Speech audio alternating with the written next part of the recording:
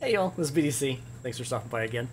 Today we're doing Empyrion Galactic Survival, and as part of my effort to catch up on a lot of the old blueprints and things I've got up on the Steam Workshop that I want YouTube videos for, we're doing yet another one. And today we're going over an SV that I made about a year ago called the Jumping Monkey. And the idea behind the Jumping Monkey came as a way of trying to fill in a gap in the Monkey Tools utility vehicles collection that I've got. It's one I've had for 4 years, I think, now. And what I was going for was an SV that was single occupant, warp capable, that could be used for extended field use. So, and there's a lot of SVs that are out there that are like this. I'd never really created one. I'd created all these different types of utility vehicles and whatever, but I had this one gap missing, and so this was my attempt at trying to fix it.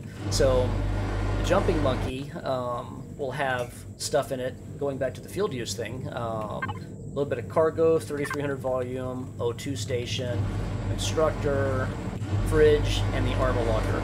And this is true for all three versions of this, by the way. So I wanted something where an occupant can hop into a ship that's warp capable. They could bounce to another planet within the system, go there and drill by hand, go collect food or spices or whatever the hell it is that they need, right? You know, and then they could store stuff, and they could hang out there for a little while without being forced to have to come back in a hurry. So that was what I was trying to fill here in creating the Jumping Monkey. Now, the idea of the shape of it, it's a little bit unorthodox as compared to some of the stuff that I normally make. I tend to be a heavy function over form guy. If you look at a lot of my bases, they're one solid color, and they're usually square, rectangular, and I don't go out of my way to do a lot of aesthetic stuff to make stuff look prettier, edgier, or whatever. There's a lot of fantastic builders who do that, and it's just never been my thing. But on this one, I had already started out with an idea for the basic shape of it from the second Star Wars prequel movie. For those of you that have watched it, Attack of the Clones, Obi-Wan Kenobi is in his little Jedi starfighter, and then he attaches himself to this ringed jumping warp, I don't know, thing that attaches to the ship.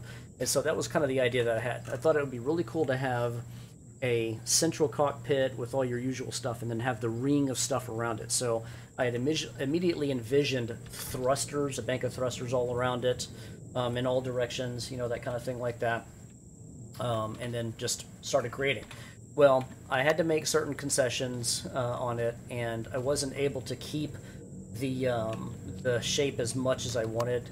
And it still got the ring that's partially around it, but I wound up having to fill stuff on the bottom with thrusters and, in particular, vertical ones, because of the requirements for building SVs, especially if you are trying to adhere to weights and volumes.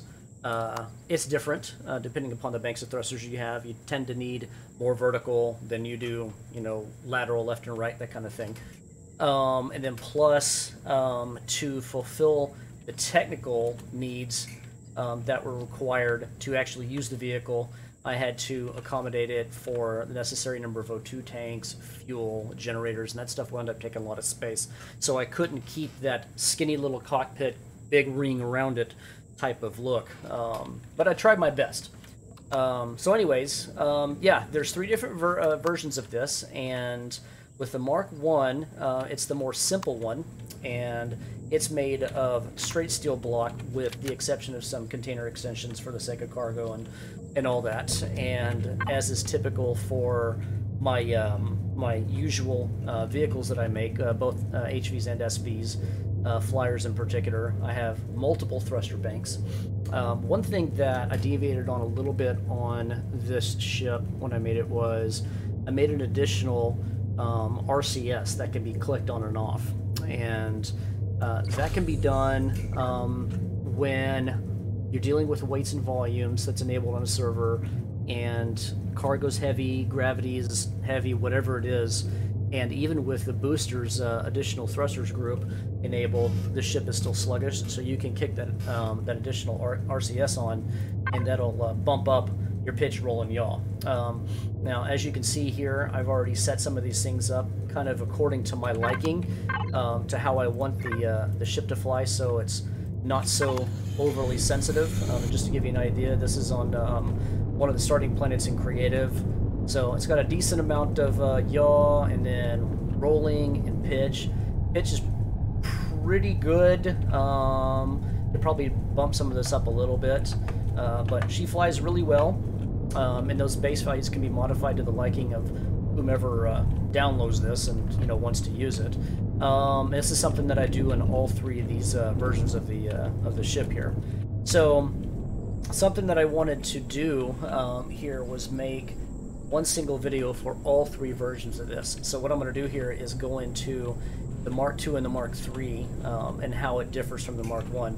Now, the Mk1 is straight steel. It's built from mostly Tier 1 components with a little bit of titanium, a little bit of neodymium in there, and it's CPU Tier 1. So early to mid-level, level 10, somebody can get this early on, and there you go. You've got your SV fully functional and does what it needs to do. The Mk2 and the Mk3, I went slightly more into combat on these guys. So the back of the ship is slightly bulkier, and that's to accommodate the ammo cargo box that we have back here. So about 900 volume on this for weights and volumes. The thruster banks are modified in that they're more powerful, pretty much all around the board. I use mediums and thrusters where I can, that are or jet thrusters, thruster jets that are slightly different than the Mk1 version. And obviously, this thing's armed. So to show you difference here, we have Gatlings and rocket guns on, or rocket launchers on the Mk2, and then on the Mk3 we have homing rockets instead of straight fires. And then we have pulse lasers. Now these can be changed out for whatever, and they can just manually be thrown into the turret screw. Another thing I did, there's two other major things on here. The Mk2 and the Mk3s have hardened steel chassis, as opposed to the standard steel chassis. And they also have a shield generator. So if you are so inclined to wait to make one of these latter ones, and they're level 12, and they require a little bit more in the way of Tier 2 and a teeny bit of Tier 3, just to meet the CPU requirement, third tier CPU, then you can do this, and then you've got not only a field SV that has all the necessary stuff for field use, but it's also armed, and it's something that it can defend itself. It's a drone killer, maybe even a dropship killer. It's shielded, that kind of thing like that. Another quick thing that's different about it is the armored cockpit, and that kind of goes along with the shielded portion of it. The whole defensive, type thing. So you don't want to be in a flimsy cockpit, and then you get shot out of it. So anyway, let's see. As far as any other key differences on here, I don't believe I made any differences between oxygen and fuel, but they basically fly the same. I was a little bit more aggressive with some of the numbers on the regular RCS on here, just for the sake of being able to better accommodate the higher weight mass of the Mk2 and the Mk3 as opposed to the Mk1. It's a slightly lighter ship. So when I made this, I really spent a lot of time on it. On a server that I ran many months ago, I had both a Tier 1 and a Tier 2, or excuse me, a Mk1 and a Mk2 that I was using on a real server, weights and volumes, the whole 9 yards, and I used it, and I was able to modify it and tweak it to fit that gameplay of actual real-life use. And so that's one of the things I do in the vehicles that I build, especially SVs, somewhat on HVs depending upon what it is they're supposed to be doing, but especially on SVs and flyers, things that are going to carry weight, the hauler monkey, stuff like that. I test stuff in a survival environment. It's not just building stuff in a creative thing and making something look cool and then throwing it up on the workshop and then it doesn't practically work. All the stuff that I build, I try to make it work in the practical survival settings as much as possible. So Anywho, I think that's it. I don't think there's really much else to go over on this. I'm really happy with the way this vehicle turned out. I love the shaping and the curves and the angles of it and stuff like that. Again, this isn't what I originally came up with, but it kind of sort of is, at least from, about, chest level up. It is. Some of the bottom stuff I had to change around a little bit to get it to work. But otherwise, that's it. That's the jumping monkey, and again, single occupant SV, created for extended field use, warp capable. The Mk2 and the Mk3s are shielded, and they have weapons and tougher hulls. And not much else I can really say about it. Fairly cheap to make. It's a good all-around single-person SV, and it fills that niche that I needed in that Monkey Tools collection. So hope you guys enjoy it. Likes or comments, likes and sub, please. Questions or comments down below.